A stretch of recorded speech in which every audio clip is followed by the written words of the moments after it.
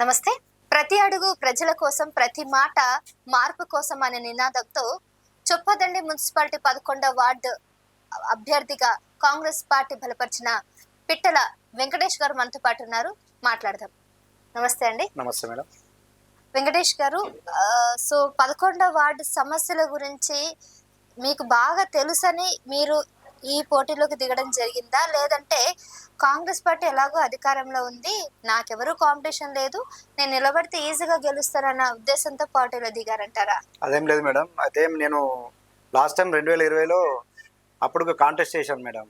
అయితే అప్పుడు ఏమైందంటే 2 ఓట్లతోటి నేను ఓడిపోవడం జరిగింది. ఎందుకంటే ఇక విజయానికి దగ్గర వచ్చి ఓడిపోయాం కాబట్టి అప్పటి నుంచి ప్రజలతోటి సంబంధాలు కొనసాగిస్తూ వాళ్ళకి ఏ అవసరం ఉన్నా మున్సిపల్ కావచ్చు, ఎంఆర్ఓ ఆఫీస్ కావచ్చు, స్థానికంగా ఏ ఆఫీస్లో ఉన్నా పోలీస్ స్టేషన్ పరిధి కావచ్చు, వాళ్ళకి సర్వీస్ చేసుకుంటూ అదే వాళ్ళతో సత్సంబంధాలు కొనసాగిస్తూ ఉండడం వల్ల మనకేంటంటే వాళ్ళంతా మనకు దగ్గర ఉండి వాళ్ళ ఆశీస్సులు మనకు ఇప్పుడు వాళ్ళ ఆశీస్సులతోటి మనను ముందుకు వాళ్ళే నిలబడమని చెప్పడం జరిగింది. వాళ్ళు కూడా ఇప్పుడు ప్రతి ఒక్కరు మనకు సపోర్ట్గా మనకు, ఎందుకంటే వాళ్ళు ఎట్లా అంటే మన మీద కొంచెం సింపతి తోటి వాళ్ళందరూ కలిసి ఇప్పుడు మనకే ఓటేయడానికి సిద్ధంగా ఉన్నారు. రైట్. సో 11వ వార్డులో ముఖ్యంగా చెప్పుకోవాల్సి వస్తే ఇది ఇంకాస్త వెనుకబడిన ప్రాంతం అనే తెలుస్తుంది. ఎప్పుడైతే నేను ఇక్కడ ట్రావెల్ చేశానో, అంటే ఏమేం పరిస్థితులు మారాలని మీరు కోరుకుంటున్నారు? అంటే మీ నినాదం ఉంది, ప్రతి అడుగు ప్రజల సంక్షేమం కోసం, ప్రతి మాట మార్పు కోసమే అంటున్నారు కదా. ఏ మార్పు కావాలని మీరు ఎక్స్పెక్ట్ చేస్తున్నారు? అంటే మేడం, ఇది పేరుకే మున్సిపల్, కాకపోతే ఏంటంటే డెవలప్మెంట్ లేదు మేడం. అయితే ఇప్పుడు ఏమైందంటే గవర్నమెంట్ వచ్చేసి కాంగ్రెస్ గవర్నమెంట్ ఉంది మేడం. ముఖ్యమంత్రి రేవంత్ రెడ్డి గారు ఉన్నారు. అదేవిధంగా స్థానిక శాసనసభ్యులు కూడా గౌరవ ఎమ్మెల్యే గారు మేడిపల్లి సత్యమన్న గారు కాంగ్రెస్ పార్టీ నుంచే ఉన్నారు. అదేవిధంగా ఇప్పుడు కౌన్సిలర్ అభ్యర్థి కూడా మన కాంగ్రెస్ పార్టీ నుంచి ఉంటే ఇప్పుడు స్థానికంగా జరిగే డ్రైనేజ్ కానీ, శానిటైజేషన్ కానీ, సీసీ రోడ్స్ వర్క్ కానీ, సంథింగ్ ఇప్పుడు ఇందిరమ్మ ఇల్లు కానీ, ఇవన్నీ మనం డెవలప్ చేసుకోవచ్చు. అదేవిధంగా డెవలప్ అయితే మన వార్డు డివిజన్ డెవలప్ అయితే విలేజ్ డెవలప్ అవుతుంది కదా మేడం. విలేజ్ డెవలప్ కావడం వల్ల కొంచెం బాగుంటుందన్న కాన్సెప్ట్ తోటి ఉన్నాం మేడం. కానీ అవతల వాళ్ళు మాకు అసలు పోటీ కాదని ఏ నమ్మకంతో చెప్తున్నారు మీరు? అంటే వాస్తవంగా ఏంటంటే మేడం, ఇప్పుడు లాస్ట్ టైం ఓడిపోవడం వల్ల కొంచెం సింపతి ఉంది మేడం మాకు. మీరు ఎప్పుడు పోటీ చేశారు? 2020లో మేడం. 2020 మొదటి మున్సిపల్ ఎలక్షన్స్ అప్పుడు పోటీ చేయడం జరిగింది మేడం. అప్పుడు 2 ఓట్లతోటి విజయానికి దగ్గరే వచ్చి ఓడిపోవడం జరిగింది. ఎందుకంటారు? ఇక మనకు అనుభవం లేదు మేడం, ఫస్ట్ టైం కాబట్టి అనుభవం లేక చిన్న చిన్న మిస్టేక్స్ అయినాయి. దానివల్ల మనం ఓడిపోవడం జరిగింది. ఈసారి బాగా గట్టి నమ్మకం ఉంది మేడం. ఎందుకంటే మా ప్రజలు కూడా ఎవరింటికి పోయినా కానీ మనల్ని ఆశీర్వదిస్తారు మేడం. వాళ్ళు మనను కొంచెం మన మీద సింపతి చూపిస్తారు. అంటే మీరు ముందు నుంచే పార్టీలో తిరగాలి, లేదంటే రాజకీయాల్లో ఉండాలి అట్లా అనిపించిందా? లేదంటే మీకు ప్రజల సేవ ముఖ్యం, అందు గురించే రాజకీయం అయితే బెటర్ అని అనిపించిందా? లేదు మేడం. అయితే నేను వాస్తవంగా మనం ఎంబీఏ చేసిన మేడం. మీరు ఎంబీఏ చేసిన. నేను లాస్ట్ పాలిటిక్స్ రాకముందు మామూలుగా నేను డ్రిప్ ఇరిగేషన్ లో జాబ్ చేయడం జరిగింది మేడం. Government employee? నార్మలే చేయడం జరిగింది. దానివల్ల ఏంటంటే ఇక కొంచెం మనకు ఉన్న సర్కిల్ వల్ల స్థానికంగా ఎవరికన్నా ఏమన్నా చిన్న ఏమన్నా అవసరాలు ఉన్నా ఏదన్నా మనం క్లియర్ చేయడం జరిగింది మేడం. దానివల్ల మనకు ప్రజలతో కొంచెం సత్సంబంధాలు ఎక్కువ అయినాయి. ఎక్కువ అవడం వల్ల వాళ్ళకి ఏ అవసరం ఉన్నా మన దగ్గరికి వాళ్ళు ఈ పని చేసి పెట్టమని చెప్పి వాళ్ళు అనడం వల్ల మనం అట్లే అధికారుల ద్వారా కానీ, లేకుంటే మనం నాయకుల దగ్గర కానీ మనకు కొంచెం మంచి పేరు ఉంది మేడం. దానివల్లనే మనం ప్రజలకు కూడా మంచి చేయగలుగుతున్నాం. అందుకొరకనే ఇప్పుడు వాళ్ళు కూడా ఏంటంటే ఇతను ఉంటే కొంచెం మనకి ఏమైనా మంచి చేయగలుగుతారన్న నమ్మకంతో వాళ్ళంతా నన్ను ముందుకు నడిపిస్తారు మేడం. దానివల్ల మనం మళ్ళీ రెండోసారి కౌన్సిలర్ అభ్యర్థిగా బరిలో ఉన్నాం. మీరు కుటుంబ నేపథ్యం మరి ఎట్లా? అంటే వాళ్ళకు మీ వాళ్ళు లైక్ వెనుక నుంచి ఎవరైనా రాజకీయాలకు వెళ్ళాలి అట్లా ఏమైనా చెప్పారా? మా వాళ్ళకి ఎవరు లేదు మేడం. మా కుటుంబ నేపథ్యం కూడా రాజకీయ నేపథ్యం కాదు. మాది చాలా అంటే మధ్యతరగతి కుటుంబం మేడం. గ్రౌండ్ నుంచే మొదలు పెట్టడం జరిగింది మేడం. ప్రోత్సాహం ఎట్లా ఉండేది రాజకీయాల్లోకి మిమ్మల్ని తీసుకురావడానికి మీ కుటుంబం నుంచి? మా వాళ్ళు నన్ను నేను ఏం చెప్పినా వాళ్ళు ఎంకరేజ్ చేస్తారు. ఎందుకంటే నేను ఏదైనా ఆలోచన చేసినా కానీ వాళ్ళు ఏదన్నా మంచి కొరకే ఆలోచన చేస్తారన్న నమ్మకం మా వాళ్ళకు ఉండడం వల్ల మా వాళ్ళు కూడా నాకు సపోర్ట్ చేసి నేను ఏం చేస్తాను కూడా వాళ్ళు నన్ను మాట కాదన లేక నాకు కూడా వాళ్ళు సపోర్ట్ చేసుకుంటూ నాకు అన్ని విధాలు సహకరించారు madam. Oh that's great. So మరి ఎట్లా అండి చొప్పదండి నియోజకవర్గంలో మొత్తం మీద 14 వార్డులు ఉన్నాయి. అవును మేడం. ఈ 14 వార్డులలో కూడా ఎక్కడ కూడా అంత ఆహ్, నాకైతే ఏం పెద్ద డెవలప్‌మెంట్ అనిపించలేదు. పేరుకే చొప్పదండి ఒక మున్సిపాలిటీ అని మీరు ఇందాక ఏదైతే అవును ఉన్నారో మేడం. అది ఉంది. అవును మేడం. మరి గత బీఆర్ఎస్ ప్రభుత్వం ఎంత నిర్లక్ష్యంగా ఉందో మరి మీ కాంగ్రెస్ కూడా ఈ 2 ఏళ్లలో ఏం చేయలేదని అని చెప్తున్నారు. ఇది ఇప్పుడు 2 ఏళ్లలో ఏం చేసిర్రో మీకు తెలుసు మేడం. ఇప్పుడు వేరే అపోజిట్ పార్టీ వాళ్ళు ఏందంటే వాళ్ళు 10 సంవత్సరాలు గవర్నమెంట్‌లో ఉన్నప్పటికి కూడా ఏం చేయలేకపోయారు మేడం. ఇప్పుడు అదైతే మనకు క్లియర్‌గా కనిపిస్తుంది. ఇప్పుడు మనం ఇప్పుడు గ గ కాంగ్రెస్ గవర్నమెంట్ వచ్చిన తర్వాత ఏమైంది మేడం?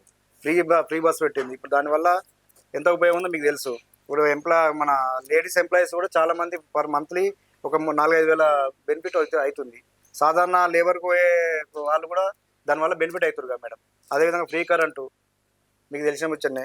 అదేవిధంగా మన సన్న బియ్యం ఇవన్నీ మన మామూలుగా ఏందంటే ఇవన్నీ పథకాలు మేడం సామాన్య మా జనానికి ఉపయోగపడేటివే కదా మేడం. ఎమోషన్స్ మీద కావాలని ఆడుకుంటున్నారు.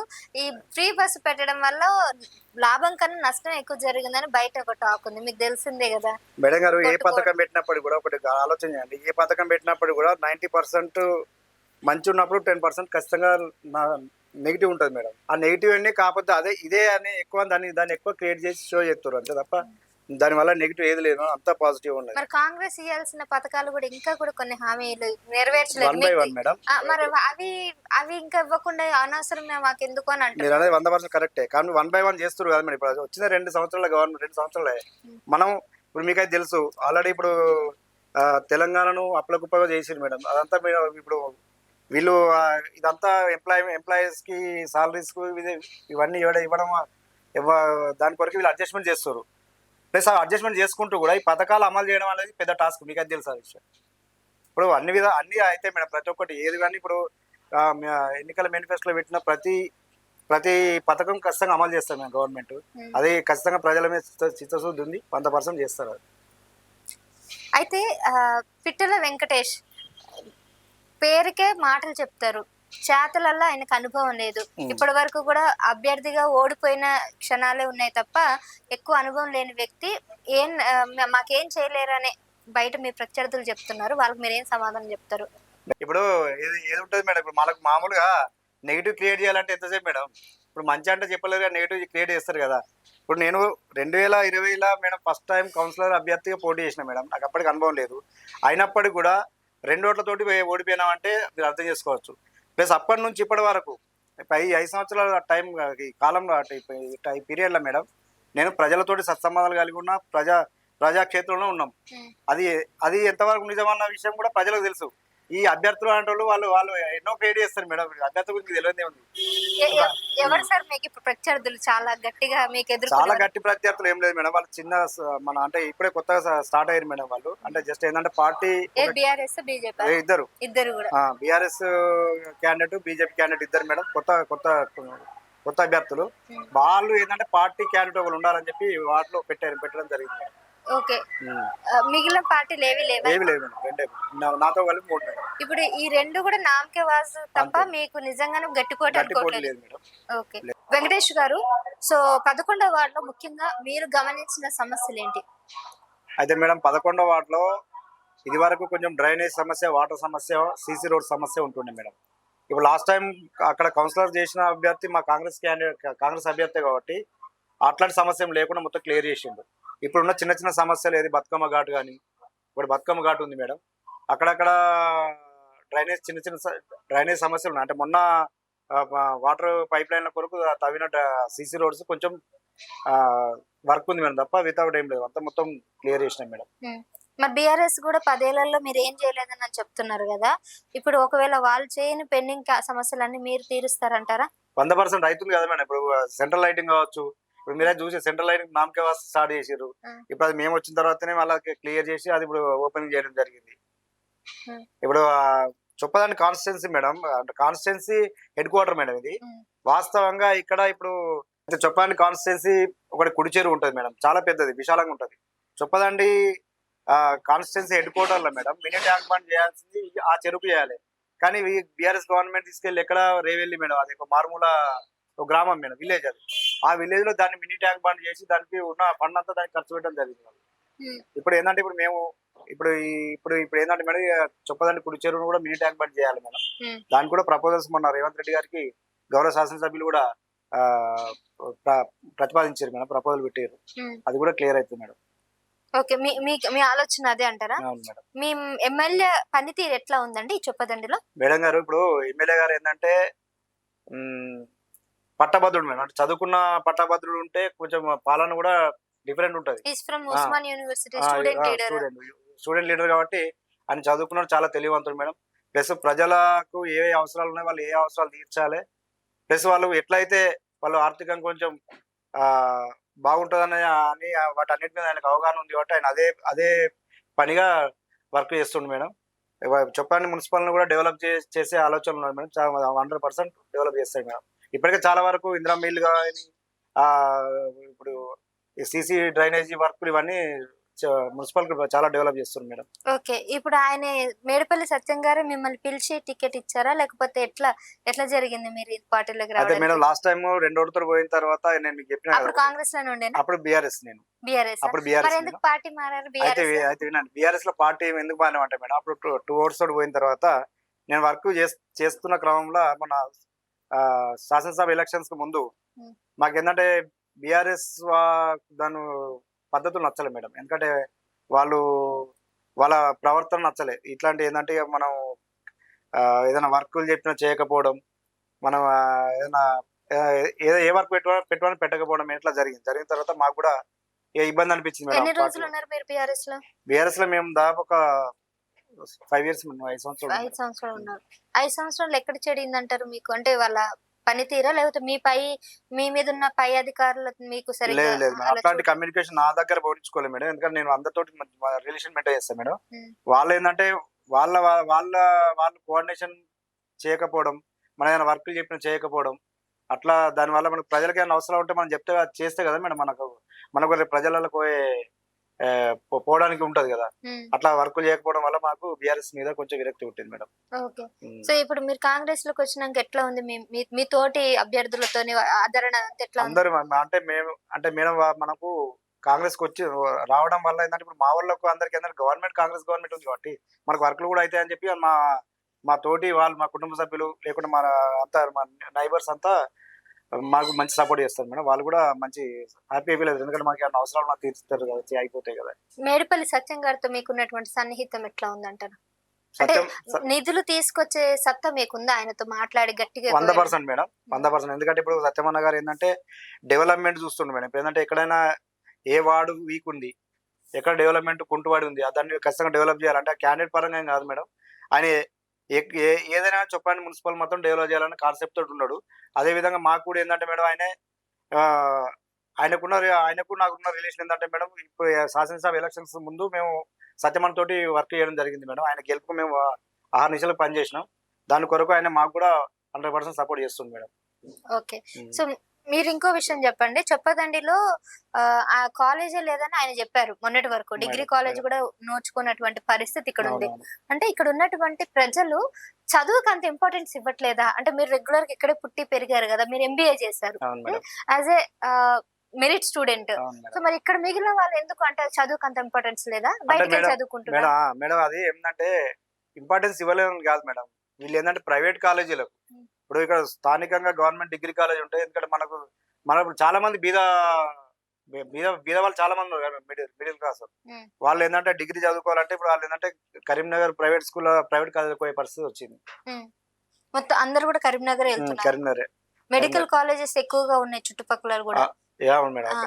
సో ఇప్పుడు డిగ్రీ కాలేజ్ అయితే తీసుకొచ్చారు మీ ఎమ్మెల్యే. తీసుకొచ్చిన తర్వాత వెళ్తున్నారా రెగ్యులర్ గా?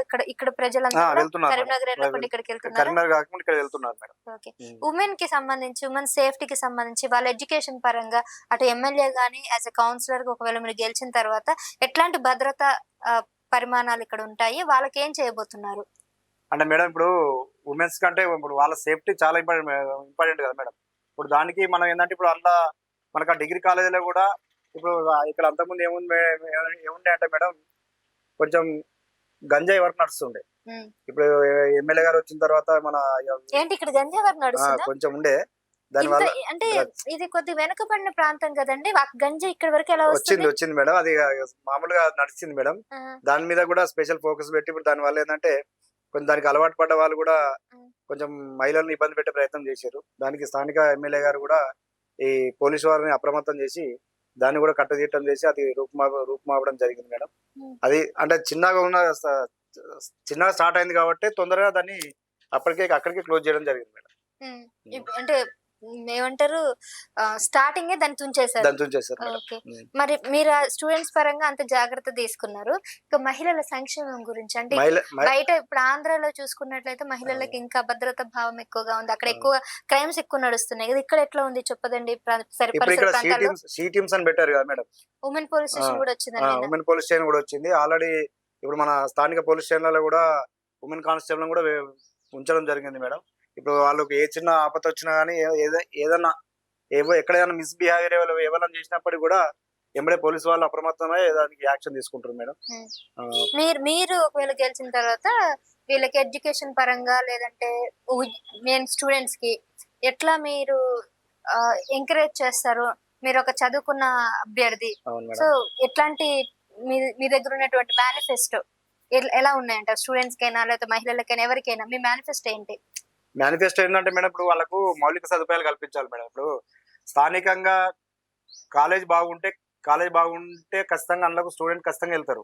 దానికి వాళ్ళకి సంబంధించిన మౌలిక సదుపాయాలు మనం కల్పించి వాళ్ళకు ఒక లైబ్రరీ మేడం, ఉమ్, ఒక లైబ్రరీ ఉంచి దాన్ని అది 24 hours ఉండేటట్టు చేసి వాళ్ళ పోటీ పరీక్షలకు ప్రిపేర్ అయ్యే విధంగా లైబ్రరీ ఒకటి క్రియేట్ చేద్దామని ఆలోచన చేస్తున్నాం మేడం.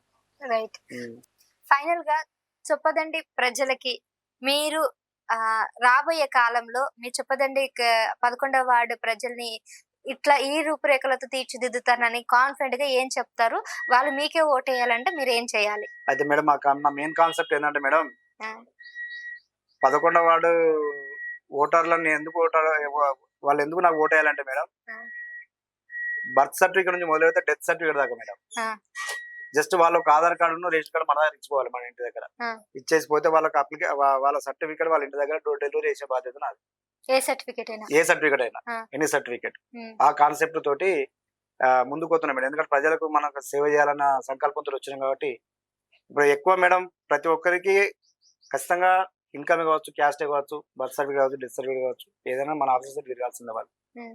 అది మనం ఉన్నది మన ఈ బాధ్యత. సర్టిఫికేట్లకి కౌన్సిలర్లు అంటే నేను స్వతహాగా చూస్తున్నాను, ఓటుకి ఇన్ని డబ్బులు ఇచ్చి బాగా అందరికి ఆ టైంలో ఇచ్చాం కదా, సో అయ్యే డబ్బులు మళ్ళీ వాళ్ళ దగ్గర తీసుకోవాలని చెప్పేసి కొంతమంది, నా పర్సనల్ గా నా ఎక్స్పీరియన్స్ చెప్తున్నా, సర్టిఫికేట్ కి పలానా 1000 2000 అట్లా చెప్పున ఎంత ఎన్ని డబ్బులు పంచి అన్ని డబ్బులు లాక్కోవడం అయితే జరిగింది. వాస్తవే మేడం. కాకపోతే అది డబ్బులు వంచిన వాళ్ళు చేసే పని, ఆ, మనం డబ్బులు వంచాం కదా మేడం. ఆ, ఓటర్కి మనం డబ్బులు ఇస్తలేము. ఇప్పుడు అవును.